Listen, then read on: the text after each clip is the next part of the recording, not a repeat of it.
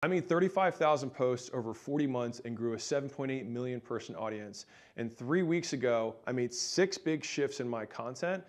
And I want to show you behind the scenes what we found from those 6 big shifts with screenshots of the data so that you can use this to make more money in your business and whatever you promote. And so the first was we went from edutainment to education. So instead of being kind of halfway through to all the way all in on education. Now that had downstream impacts in terms of how we package, how we title things, even the number of special effects we have. And the purpose of education, as I see it, is to change behavior. And so my point is with this video, once I show you the data of what's happened since that change, since we made these 6 shifts, that hopefully, or hopefully not, we'll see what you decide to do, but it will change how you make content to make more money. So number 1 is went edutainment to education. Number 2 is we went from for us to for you. Now when I say for us, what ended up happening, one of the mistakes I made was that, unknowingly, was that I would be like, team, what do you guys think about content? And so they'd be like, hey, we should make a video on this. Hey, we should make a video on this. And so what ended up happening is I started making videos for my team, not my ideal customer, a business owner. And so I actually had a friend come into town and say, hey, you know, it's weird. I actually haven't been paying attention to your content. He does about 10 million bucks a year. And I was like, he's like, well, I guess I'm not really your avatar. And I was like, whoa, whoa, whoa. I was like, you are 100% my avatar. What's going on? And so as soon as I realized that, I was like, oh man. He's like, it just didn't feel as relevant to me.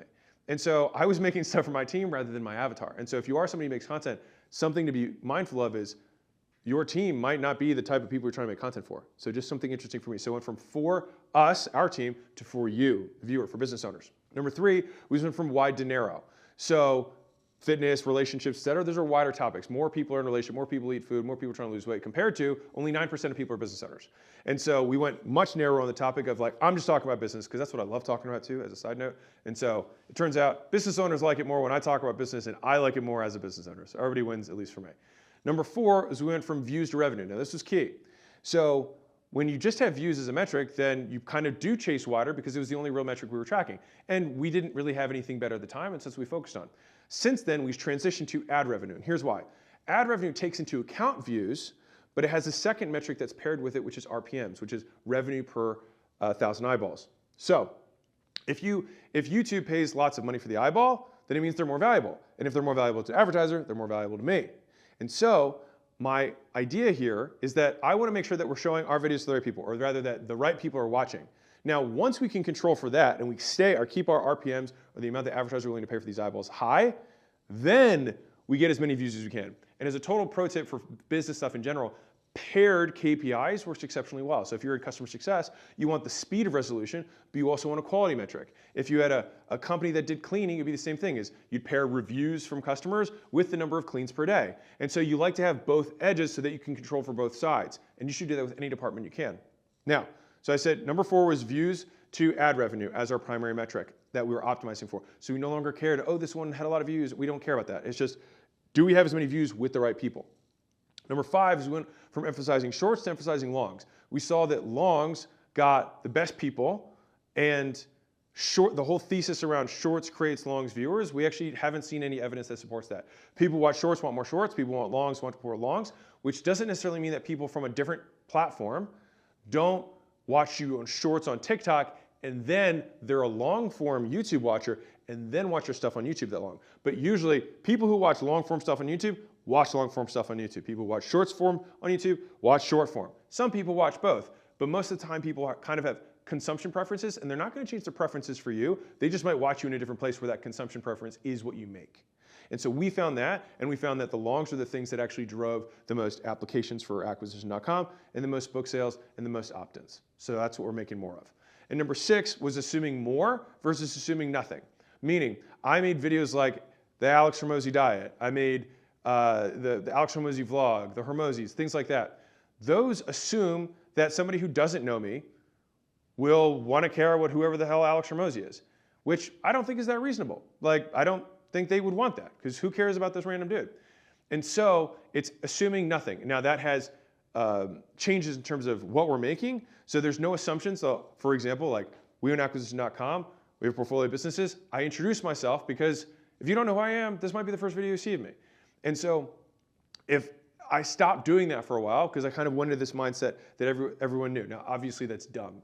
Way more people don't know me than know me. But you kind of fall into this trap of assuming you're talking to your warm audience rather than what you're making the content for, which is people who've never met you before. And so keeping that top of mind, which is that we want to make sure that we welcome everyone and that we don't have inside jokes that only people who are on the inside feel it, because then all it does is it excludes people that are new. And like what you want to do is bring more people into your world anyways, especially if they're business owners for me. And so there are the 6 changes that we made in our content. And so we've gone all in on that concept. And so we've done a lot of rapid iteration, but let me tell you the data that's happened since. So right off the bat, RPMs, meaning the revenue per 1,000 viewers, went up by 68%. So like when you think, man, I don't feel like I can, like what my content is about, like it doesn't change anything. Well, it sure as hell did for us. When I talk about deep business stuff, when I talk about reducing churn, when I talk about increasing number of times, like ways to get someone to buy more times, when I talk about how we scaled a 40-person sales team and all the steps that we did in order to do that in a real case study in a real business, when I talk about how you can deconstruct and reconstruct a brand, these are deeper business concepts. And guess what? Business owners watch them. And guess what? Those eyeballs are more valuable. 68%, and we're only gonna get better at it. And so for us, boom, that meant that us changing our topics got the right people to watch the videos. Checkbox 1. And so you can see by the video title, when we had educational versus kind of wide, or business education versus wider topics, the wider topics in general had way lower RPMs. You can see that with the light blue, whereas the purple is more money making, more business, more sales, more retention, real business tactics that grow companies. And those, unsurprisingly, were way higher in average RPM. Some of them even higher than that. So the next big change, and I see this as anecdotal, is that 25% more comments per view.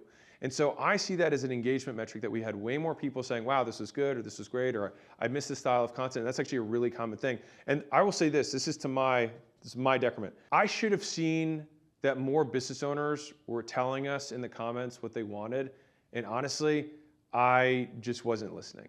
And that's on me. I was like, well, you're gonna lose some people as you make more high production stuff, that's okay. But with the return to hardcore business education in terms of the content that we're making, the response has been overwhelming, that so many people were like, I'm coming back to all your content, this has been great, this is what I came here for. And so I'm stoked about that.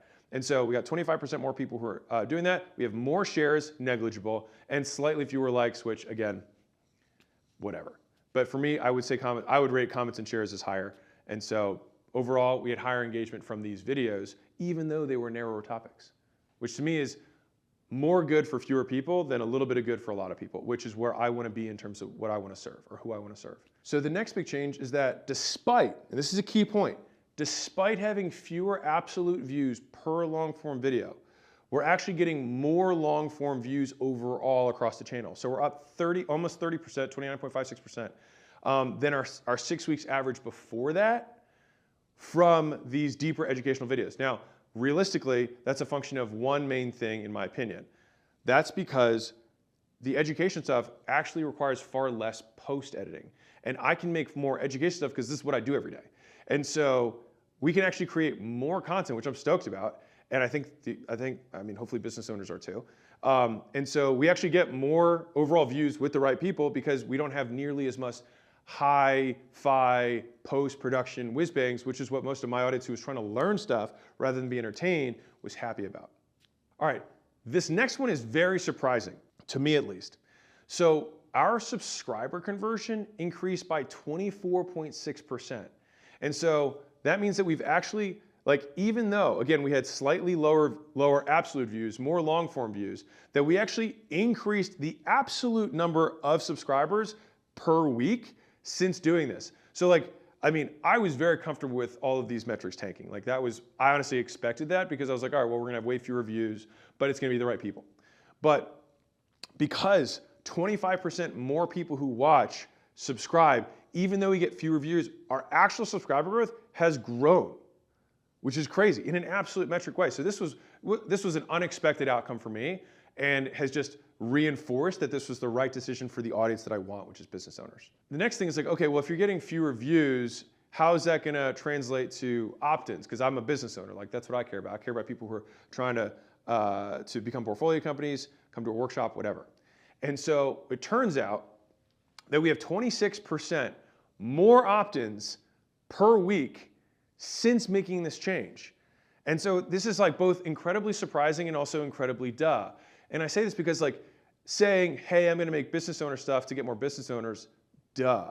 But at the same time, I'll say this, just me kind of commenting on a lot of the educators that are in the space, they tend to start moving more and more broad, more and more wide, more and more entertainment-y, more and more topics that they don't necessarily have expertise on because they seek the views. Whether they say it or not, they don't want to sit there like likes, saying cash, because they still kind of count their likes. And so I think if you can just absolutely get your logic head on, which is tough because sometimes it's tough to go away from those vanity metrics. But I care about the bottom line. And so the right people were seeing it and the right people were taking action. And so we, in the business sense, saw growth from this in a big way. And this is just like 3 weeks in, 4 weeks into this kind of execution all in on the strategy, and this will compound. And so for those who don't know, I have 2 best-selling books on Amazon. They're still like #1 and #2 on marketing and sales, and they've been there for like #1 and #2 for 2 years or 3 years or whatever, how they've been out. So they're pretty strong. And so we sell books every month no matter what. But what was crazy to me was to see this jump in book sales that happened as, like, think about this. We're getting fewer views, but more sales by a lot, like 2x the sales, twice, not like 20%, twice the sales of books that I have. And mind you, by the way, if you're like, hey, I'm poor, I get it. My books are free too. They're like, you can go to acquisition.com and you get the video course, all my stuff for free. You don't have to opt in. And you can go on my podcast and you can listen to the audiobook for free. All right, like the stuff's free. This isn't how I make my money.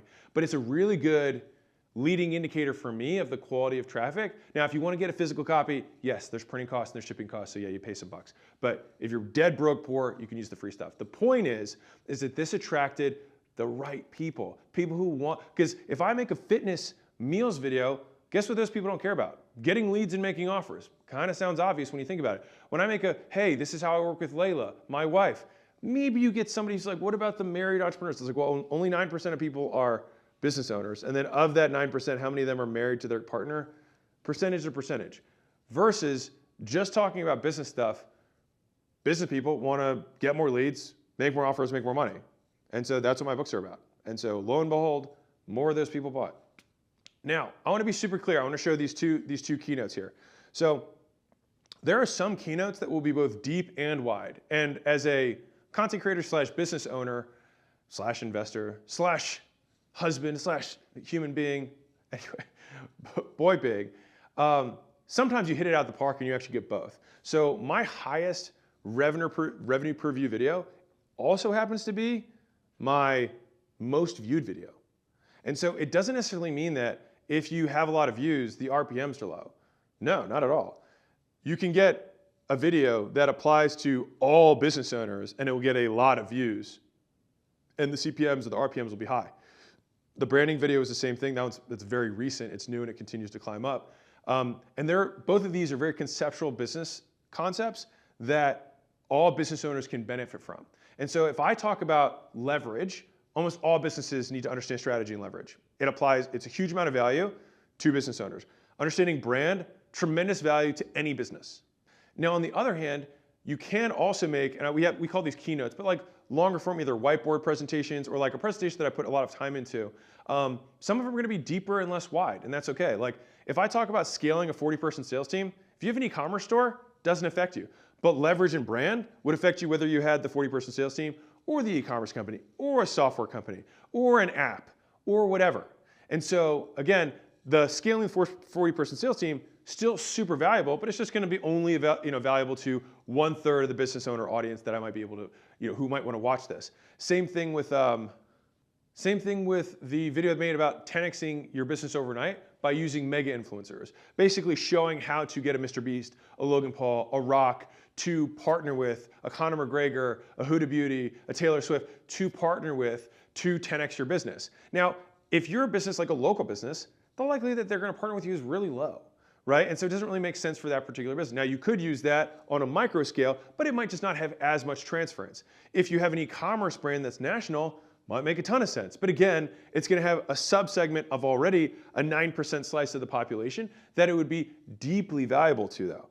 And so that's the thing is that I have to think about, like, I'm okay with a video that gets 10,000 views instead of 400,000 views. If 10,000 of those people are $10 million plus business owners, it's like, here's how I packaged my company in order to sell it. I have a video on my channel that walks through 46 minutes of the decision-making process I use to determine to sell my business. Guess who that applies to? Basically no one, unless you actually have a lot of money and you already have a business asset that has $5 million in profit or more. And so let's see, 9% of businesses, it's like 0.1% do $10 million a year of businesses. So there's like no one who that actually applies to except for those people who are like, this thing was amazing, this changed my life. And I had a bunch of people after I posted that I know that were big 20, 30, $40 million a year business owners who watched the video like, this was insane, I can't believe you gave this out. I'm like, believe it, because guess what? No one else is gonna watch it. And so I will say this is me giving you like a little hat tip for consuming. If you're a business owner, I would not gauge views as whether the video is good or not. It just shows how relevant it is to how many people. And so if you're an e-commerce person, I have some videos in here about how to use offers for e-commerce. That's just already gonna be a slice of a slice, but it'd be super applicable for you. And so I'm okay with very small views as long as the quality gives value and provides a result in a clear way for the viewer. And so I define education as change of behavior. So if I can help them change their behavior in a way that makes them more money, ideally they'll associate that money they made, that value they made, with us at acquisition.com. And so that's the whole goal of this stuff. And for the creators out there, or those of you guys who are making content in order to promote your business, I'll give you this frame that I started out with that helped me a lot, which is, when I posted my first, I started at 0 on every platform, to be very clear here. Like, it wasn't like I was Taylor Swift and I came on TikTok, yay, right? It wasn't like that.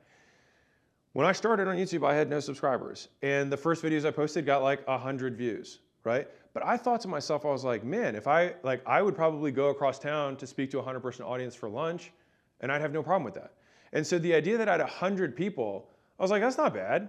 Or even if there's 10 people, I'm like, well, I would talk to a 10-person. I mean, I used to do this for years. I would do a lunch and learn and see if I could sell some weight loss. You know what I mean? Like, I was willing to do that anyways. And so there's this, it's literally just because of comparison that people feel bad about their social media content, not because inherently the numbers don't make sense. And the crazy thing about this, and I just want to reemphasize, is it's free. It's free. The platforms distribute your content for free. These are people that would never have found out about you, and they find out about you for free. Like, take that in for a second. So the leverage on free distribution is infinite.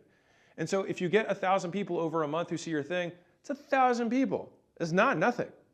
And so I try to make sure that I focus on that concept of like, oh man, my average for the channel is 400,000 and we got a 50,000 view video. 50,000? My God, I speak at conferences with 1,000 people. It's 50 times that. Not bad.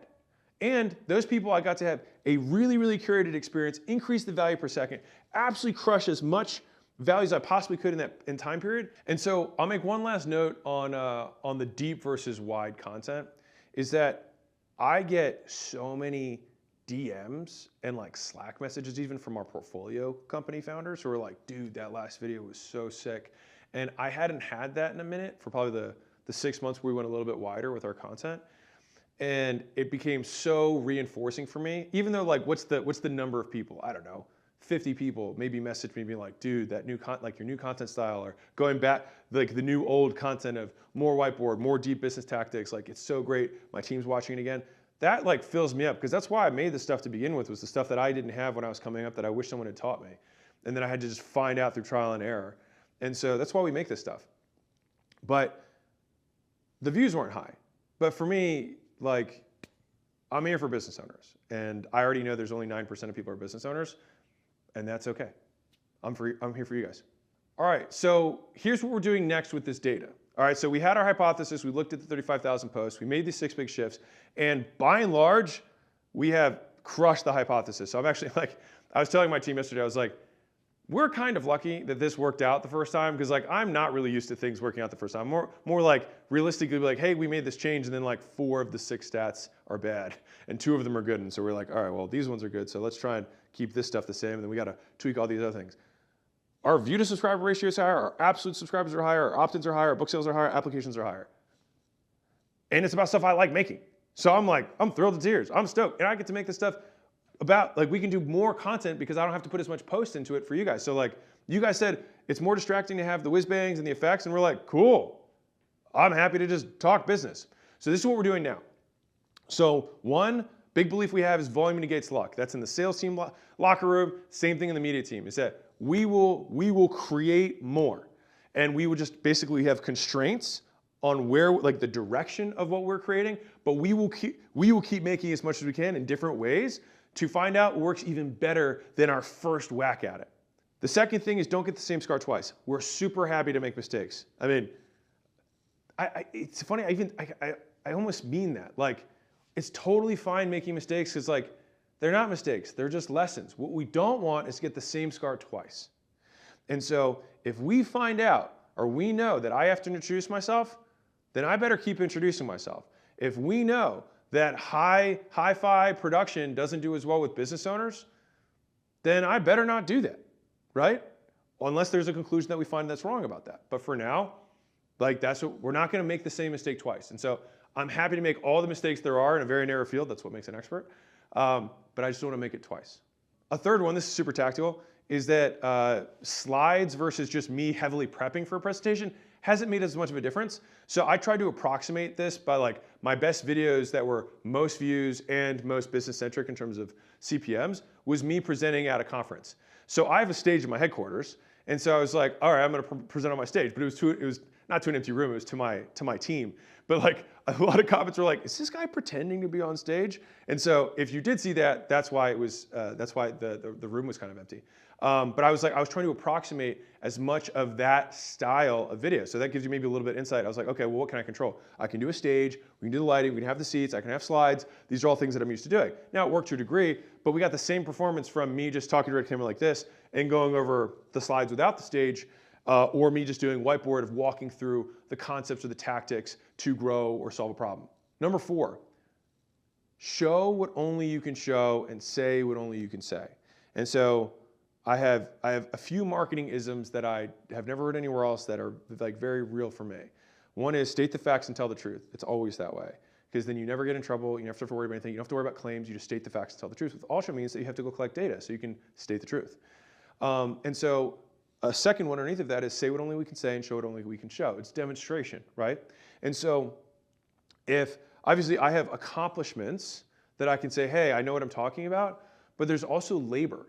And so I could say, hey, I built a 8 million person audience, listen to this stuff for content, which by the way, you don't have to listen to any of it, this just worked for me.